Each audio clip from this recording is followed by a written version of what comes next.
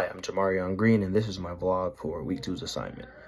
This week, I'll be focusing on North Korea and the culture of young men there.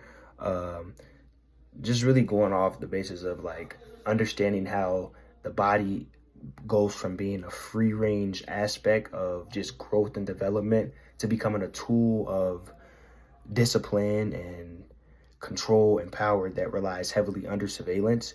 And with North Korea, it's crazy to see like the way that even from a young age that all citizens there are mainly monetized from the day that they can talk to, the day that they happen to take their last breath. So I really just want to start by imagining what it's like to live in a place where you're constantly watched and every action is under the security of a state. Like basically while you're living, you're essentially in jail, because us being in a free country of America, like only time you ever watch 24/7 under, like without your own consent is when you're in prison, in jail. And that's how these people live in North Korea on a day-to-day basis. So I just want to reference Michael Foucault's novel, Panopticon from Discipline and Punishment. He provides a very relatable concept when he did a prison design that was to ensure inmates were always aware that they could be watched.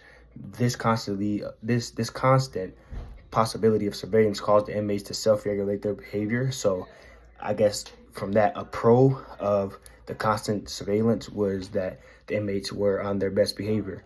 But when it comes to just like everyday people and living lives, that also can come with cons because we're all human. We all make mistakes. So just being on a constant surveillance is just a little, scrutiny. And a visual I want to show with that is just to show like young men in North Korea with like their uniforms on at like a young age, like just growing up and having to go straight into the military. So this is an image I got off of Google. This shows that, no matter how young or old you are, you're in that folk stand.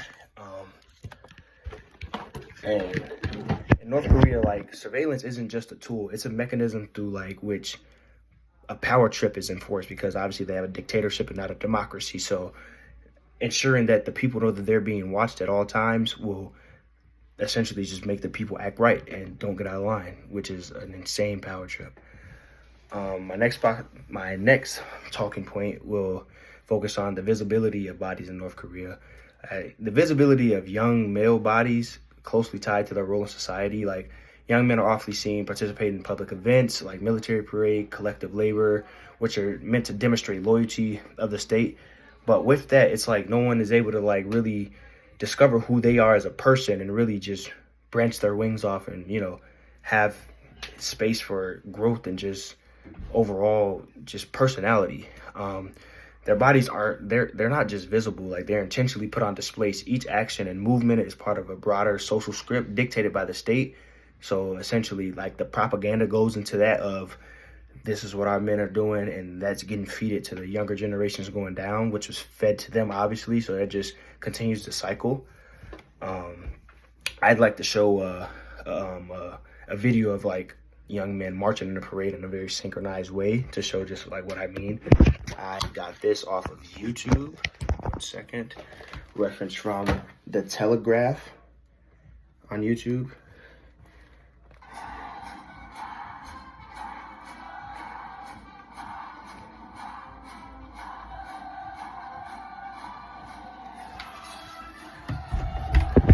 And that just shows like just the day-to-day basis of what everyone is just seeing and how that could really just trickle down.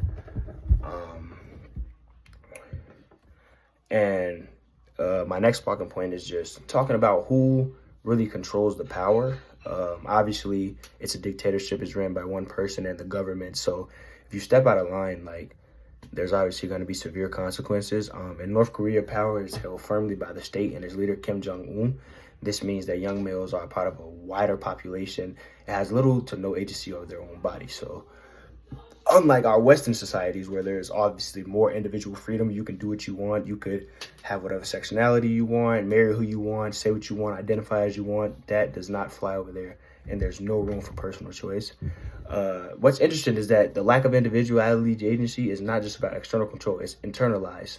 So like you are forced to think a certain way. You are forced to like certain things and dislike certain things. So it's really just everyone is who their dictator wants them to be, which is quite insane. And I'll just show another visual that I found.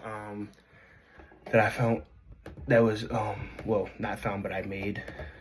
I created this via ChatGPT, essentially just showing that like on this side, it's like how kids are basically just bred to be military informants, like eventually when they get older. And on this side is more of like the Western society and culture. People have phones, people are smiling, people are able to wear different colors, people are able to do their hair a certain way. Everything here is uniformed, and the uniform matter from when you're young to when you're old, and this has always been like that. And essentially, just in conclusion, I just want to reflect that like ultimately the visibility of the body in North Korea represents the state's total control over its citizens, but like the visibility comes from the cost of personal freedom.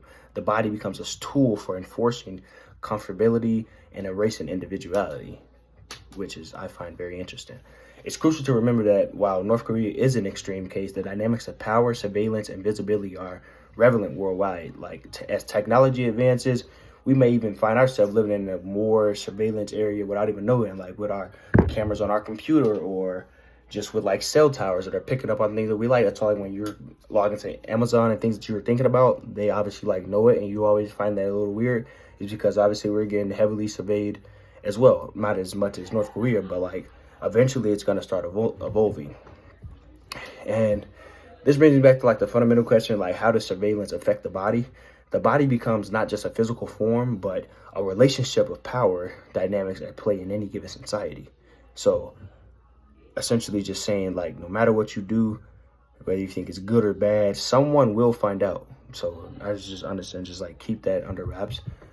And yeah, my call to action is just to continue to grow, guys, and just continue to be yourself. You know, it always could be worse. So with the things that we have on our end, this, you know, in our free country, you know what I'm saying, I'm forever thankful for that.